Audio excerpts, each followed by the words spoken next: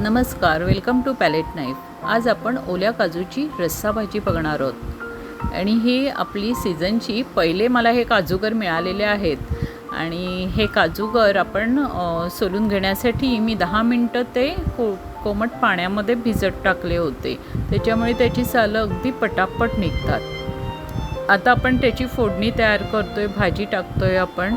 त्याच्यासाठी मी पॅनमध्ये तेल टाकलं आहे, त्याच्यामध्ये 7-8 काळे मिरे, एक दालचिनीचा तुकडा, थोडंसं जिरं आणि हिंग हे टाकून घेतल्यावरती मी त्याच्यावरती बारीक चिरलेले 2 मोठे कांदे घेतले, ते बारीक चिरून त्याची आपण फोडणी करणार आहोत आणि ते छान परतून घ्यायचेत। अगदी त्याचा कलर थोडासा लालसर होईपर्यंत आपल्याला ते छान परतायचे।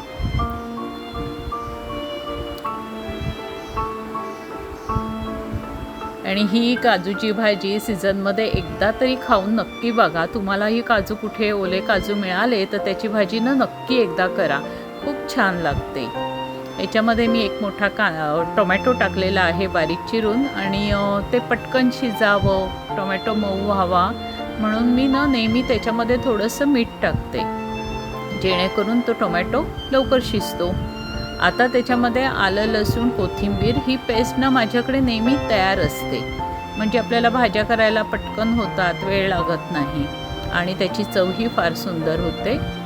तर ते टाकून वरती मी हळद टाकलेली आहे, काश्मीरी लाल मसाला टाकला आहे आणि आपला मालवणी मसाल्याशिवाय काही भाजीला चव नाही बरं। मालवणी मसाला मी टाकला आहे आणि धणाजिरा पावडर, हे मसाले अगदी तुम्ही तुमच्या आवडीप्रमाणे टाकू शकता आणि मसाला करपू देऊ नका। त्याच्यासाठी मी त्याच्यात थोडंसं पाणी टाकलं आहे। थोडंसं पाणी टाकून तो छान परतून घ्यायचा आणि मग मी त्याच्यामध्ये कांदा खोबऱ्याचं भाजलेलं वाटण, तेही कायम माझ्याकडे तयार असतं, तर ते मी त्याच्यामध्ये टाकलेलं आहे। ते छान परतून घेतल्यावरती हे आपण सोललेले काजूगर आहेत ते टाकायचे, तेही छान परतून घ्यायचे।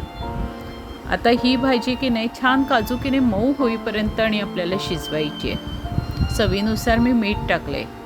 काही जणांना ही काजूगराची सुकी भाजी आवडते, तर एक थोडंसं अंगाबरोबर पाणी टाकून आपण शिजवून घेऊ शकतो, पण आपल्याला इथे रस्सा भाजी करायची आहे, त्याच्यासाठी मी थोडं पाणी गरम करून घेतलेलं आहे। गरम पाणी टाकलं की एक भाजी छान लवकर शिजायलाही मदत होते आणि गरम पाणी भाजीमध्ये टाकलं की ते छान मिळूनही येते किंवा लवकर शिजते असंही म्हटलं तरी चालेल, त्याला तरी येते थोडीशी। आता हा काजूसुद्धा आपण झाकण लावून आधी ती भाजी आपल्याला शिजवायची आहे आणि थोड्या वेळाने एक 10 मिनिटांनी जरा आपण 5-10 मिनिटांनी असं मध्ये आपण ढवळून बघायचं आहे, तो काजूगर शिजलाय का बघायचा काढून।